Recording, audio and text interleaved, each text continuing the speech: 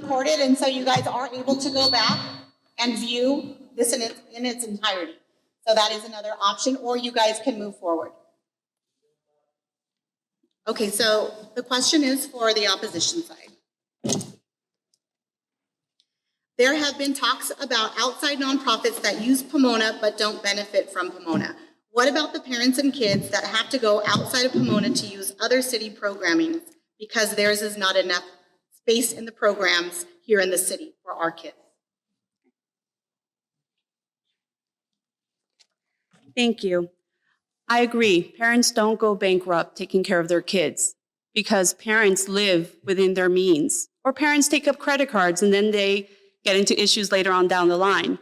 I don't know about you all, but I clearly remember when my sneakers had those little holes at the bottom, and I was so embarrassed that I did not want to run too hard or too fast on the blacktop because you could see that my sneakers were so worn through that they had little holes at the bottom.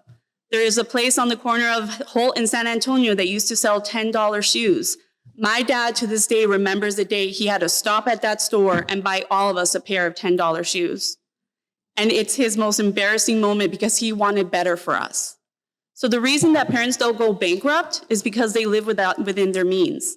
This measure would not allow the city of Pomona to live within their means. The city finance director clearly said in a February city council meeting with a PowerPoint presentation that this measure would outdo every good thing that the tax measure that we are currently enacted that has been voted on twice by Pomona residents would take us under. It would be as if Measure PG, the sales tax measure, had not existed at all. I agree, we should have more space in our programs for our children. I agree, we need to make sure that our kids are taken care of in Pomona. All these programmings and tutorings and everything is brought on, but we need to build a partnership with our Pomona Unified School District and make sure, as we have been through our Safe Outside and activity play, that more money is brought in for the use of our kids. Again, this is not about should we do this, it's about how are we doing this? How are we funding these programs? 3% of $1.7 billion or 10% of what I believe is in the year 2024, $161 million. You can't compare $1.7 billion to $161 million.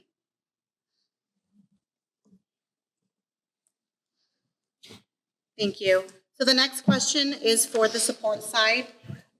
Allowing a board of majority of minors to oversee this funding or this measure, why? How do you justify that? Thank you. So just to kind of correct the statement or the question, it's not going to be minors, it's going to be transitional aged youth who would be providing this kind of consultation and support and oversight.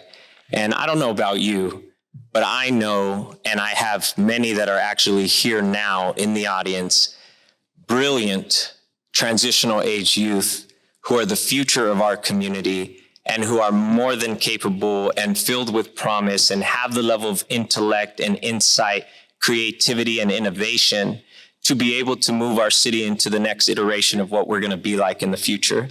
And as a matter of fact, I think that when we work with those young people and empower them and support them, they begin to create the future that we need because they have a pulse on what the community needs, because many of them are going to be coming directly from our community.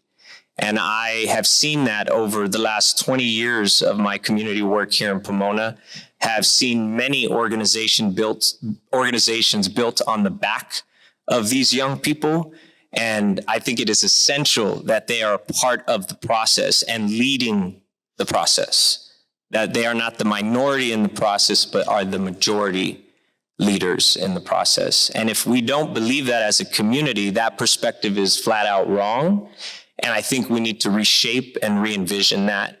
And so many may not agree, but I would invite you to spend some time with these amazing youngsters, and it might change your perspective. Would you like me to repeat the question, or did you want to go ahead? I think I know what the question is. According to the charter amendment, there would be a commission. 8 of the members would be between the ages of 15 and 24. That means you would have the majority of the commission that would be under 24 years old, as low as 15 years old. And they're going to hire a hundreds of thousands of dollar manager who's at a city level. What experience do they have in hiring people? What experience do they have in knowing what is a good person for the job? What is their life experience that brings that in? These are the questions that we have when we're talking about that. Why we're going to turn this whole thing over to a group of people who don't pay taxes, who don't understand implications necessarily. Yes, they're learning. Yes, they are. I know when I was that age, and my children, when they were those ages, we had to tell them what needed to be done. You know, they wanted to stay out all night because it was great. We knew they had to be home on time. I don't know that people 16, 17 years old make really good life choices all the time. And I invite all of you to think back to your own experiences in life when you were that age. Thank you. So that is it from the audience questions. We will give each side 7 minutes for a closing statement. So you guys opened up, the support side opened up. I have a clarifying question. In the closing statement, will it be limited the 7 minutes to just one of the representatives, or can we both split the time? So you both can split the time. Thank you. Okay, so you guys opened up on the support side, so we're going to go ahead and go to the opposition side. And again, you do have 7 minutes for closing. Thank you. I think that we can all leave this building agreeing. Thank you. I think we could all leave this building agreeing that we want to help Pomona's kids. There is not enough being done. We need to do better, but this is not the way. And this is our stance. This is not the way to fund this action. I have extensive experience working with community-based policy, so I know what an effective and inclusive process is. This is not it. Community-based policy focuses on building a coalition of support from within the community, developing consensus around a vision, and working with city leaders to make that a reality. When we banned no-knock warrants in the city of Pomona, it was a coalition of organizations from within the city and neighbors that came together to push the council for change.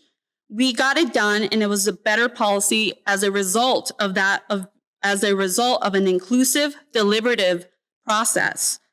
If you look at how this measure came about, one local organization funded early efforts and then reached out to organizations in the Bay Area to get funding to pay people to obtain signatures, the same way corporations like Uber and Exxon pay to get measures on our state ballots.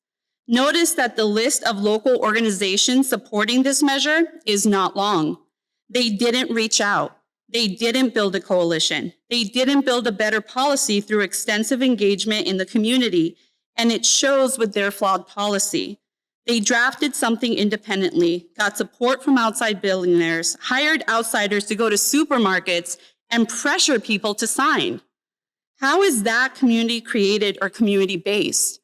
We are all here. We're having a giant family disagreement, and we all agree that kids need to be all right. But we need to make sure that we live within our means so that the kids can continue to improve and not slide back. I don't think anyone wants to see Pomona go back to 2012, where employment levels in the city were low, where we had 30 murders in 1 year, not 3. That is our fear, and that is why we're here. They keep saying that we're scared. I'm not really sure what they think we're scared of or I'm scared of besides this. I don't want to see my city bankrupt after we have worked so hard for the last decade to be where we are today. Pomona today is not the Pomona of 2012. It's not the Pomona of 2002, And it's not the Pomona of 1992 or 1952. We are a different community and we need to move forward together. Thank you. I want to start by correcting something. I am not a powerful person in the city. I hold no paid position in the city. I'm not an elected official. So who am I? I am the coordinator of Save Our Pomona Public Library. Not only do I not get paid, unlike most nonprofits have paid staff, not only do I not get paid, but I help support these organizations. As a former president of the Library Foundation, we have $1,000 give or get. So I paid $1,000 each of the 12 years that I was on the Library Foundation. All of the things that are listed in here that are the goals of this measure are admirable. I can't agree with any of them. These are the kinds of things I would support. And if this was a tax measure, I personally would vote for it and might even contribute to the campaign. But I don't want to have something going on here where we're going to go backwards on fixing potholes, on providing library services, park services, any of the other things that a city has to do. A city has certain things, the idea of the commons. They take care of the common, and children are part of the commons. But the city's budget at the moment is not rife with a lot of extra money. It's not like there's huge banks of money that we can just grab this and say 10% of all of our funding can go to one thing. And budgeting by charter amendment is bad policy. When I was on Charter Review Commission, a similar measure was brought to us. And we rejected it, not because it was bad, it was something bad for the city, but because it was bad fiscal policy. If you want these kinds of things, you do it through the normal channels and get it through the budgeting process. And by the way, I have been at probably most of the budget meetings within the city, and it doesn't have this big a crowd anywhere near. There are usually 3 of us at those things. So I don't know how you're going to get more participatory budgeting, but I haven't seen it, and those meetings are always publicly announced. There are Brown Act meetings, and I invite everybody here to come to the budget meetings when they happen in May.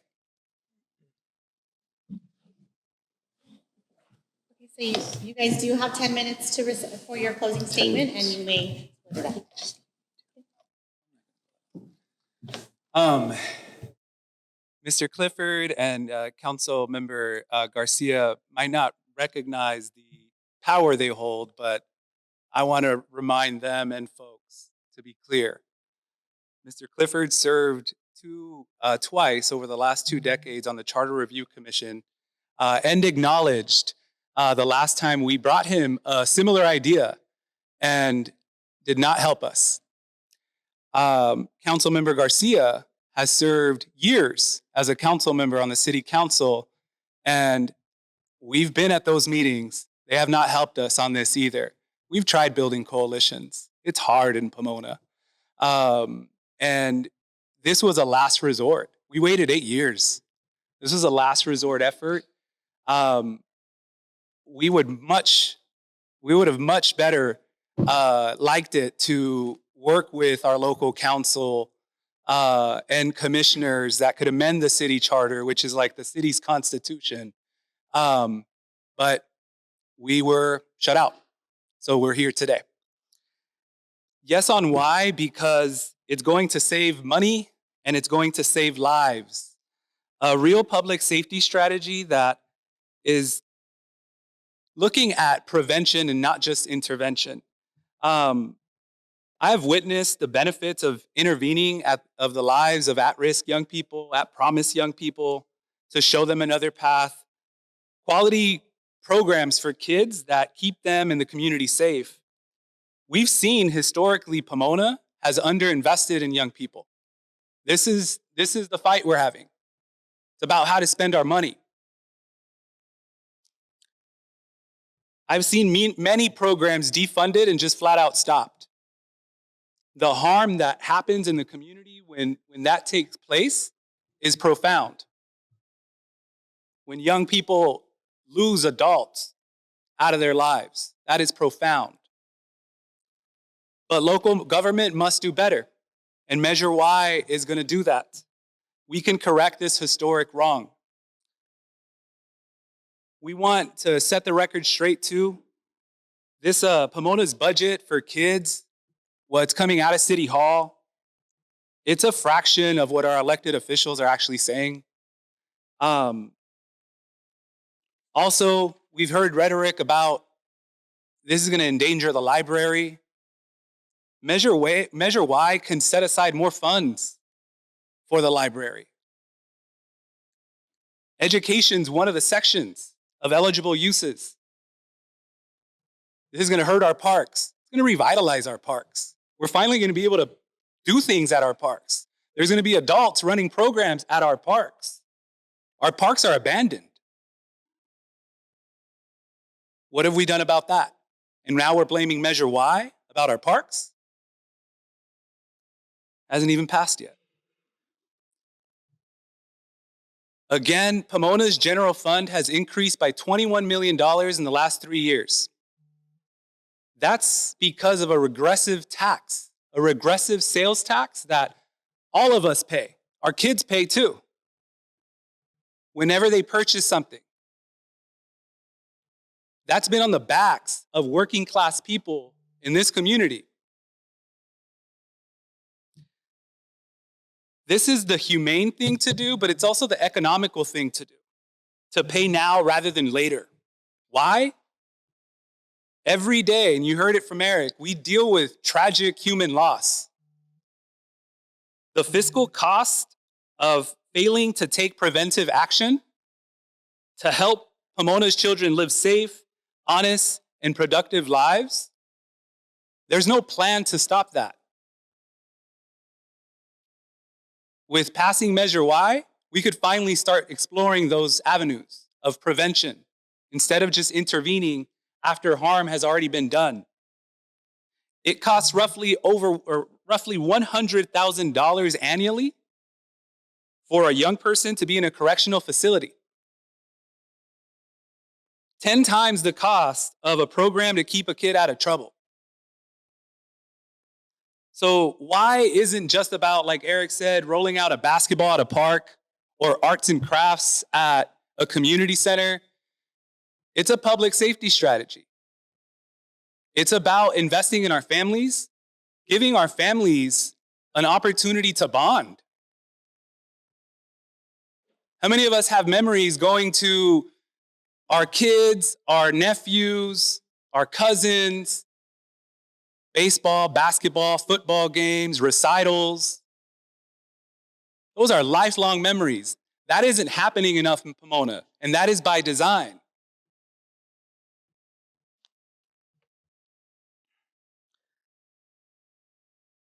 I think I'll end there, and I'll pass it to Eric. Thank you. Thank you. I want to say thank you to the panelists, Mr. Clifford, Councilmember Garcia. It's not easy to sit on these tables, to agree to disagree, to have respectful dialogue, and to participate in things like this. So thank you for participating. I'd like to say thank you to the community and the public who have come out. And we really appreciate your presence and being open-minded to hear the varying perspectives that are on both sides of this table. I just want to end by just mentioning a few things. Yes, on Measure Y, because there is an urgent need for transformative action. I want to reiterate that. Yes, on Measure Y, because we should be believing in young people and our children and making that significant investment now rather than later, and believing that that is the best investment that we can make.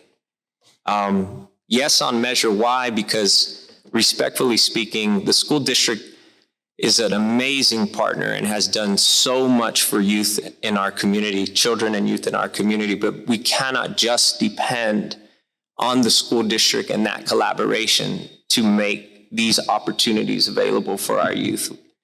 The city needs to have a greater investment and match the district's investment in our young people.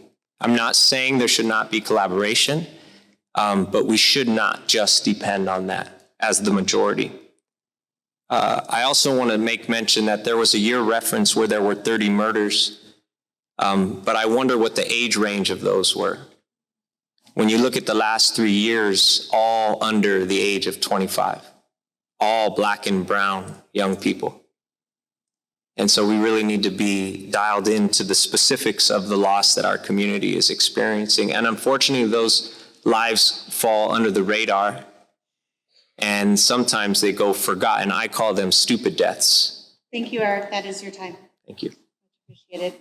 Thank you, everybody, for joining us here tonight. I do want to invite Jan back up. We do have some questions on where this